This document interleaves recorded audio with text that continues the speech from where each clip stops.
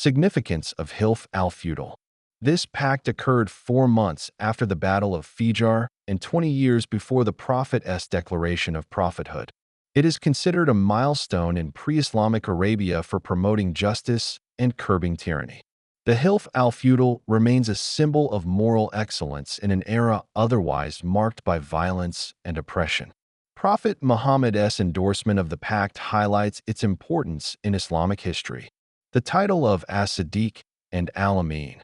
In the previous episode, 2 significant events from the youth of Prophet Muhammad were discussed. This episode sheds light on further aspects of his early life and character during his youth. Allah safeguarded all his prophets throughout their lives from idolatry, misguidance, and the ignorance of their times. Even before their prophethood, they were recognized as the most virtuous and righteous individuals among their people, as evident from the stories of prophets like Ibrahim and Yusuf alayhi salam. Similarly, the seal of the prophets, Muhammad, remained pure and free from all forms of shirk, polytheism, idol worship, and other sinful practices during his childhood and youth. His noble character, honesty, integrity, and truthfulness earned him immense respect in society.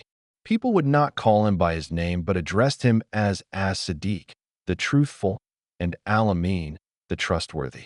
As narrated in Ibn Hisham's Seerah, the Prophet Muhammad grew up under the protection and care of Allah.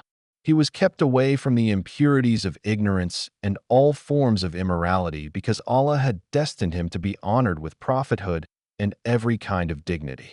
He became a perfect man, excelling in morals, lineage, forbearance, truthfulness, and trustworthiness.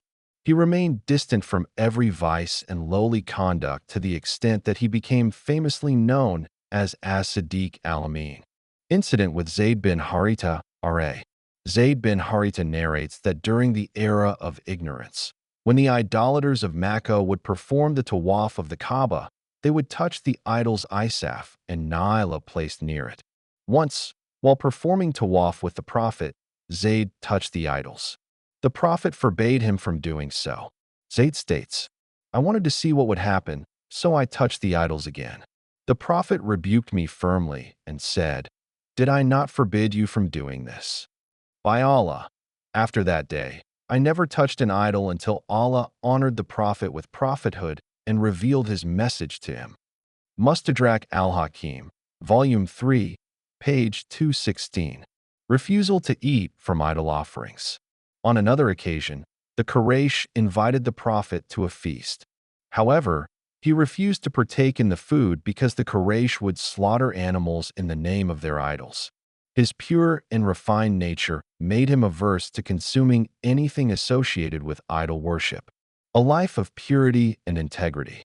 From the very beginning, like all prophets, Muhammad exhibited a remarkably virtuous nature, free from disbelief, shirk, and all immoral or indecent acts.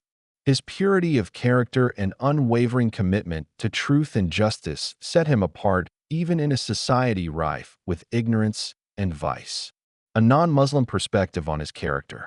Mrs. Annie Besant, a renowned English author and leader of the Theosophical Society in India, wrote, "What has profoundly impressed me about the Prophet Muhammad is the attribute that earned him the title al-Amin, the most trustworthy, from his countrymen.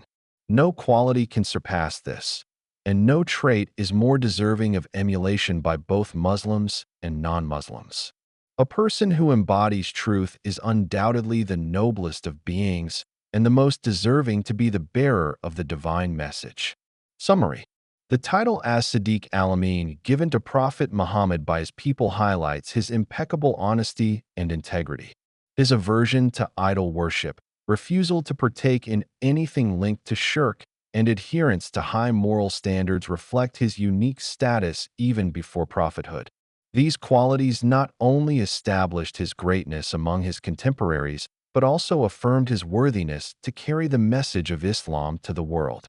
Youth and marriage to Khadija, Razi Allah. In his childhood, the Prophet Muhammad did not have a specific occupation. However, it is widely reported that he used to tend sheep. He herded sheep for the Banu Sa'd and the people of Makkah for a few qirats, a small amount of money. When he reached youth, the Prophet sought a means of livelihood. Since Mecca was a barren valley and agriculture was not possible, he adopted trade like his ancestors.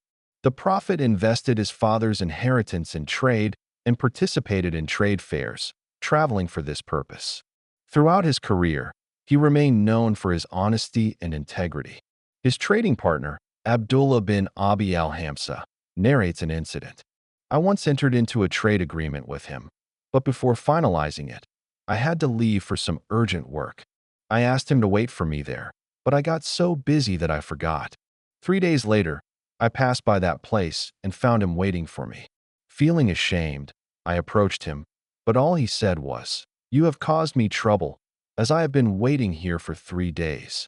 Qais bin al-Saib al-Makhzumi, another trade partner of the Prophet, described him as the best companion, always trustworthy and honest in dealings.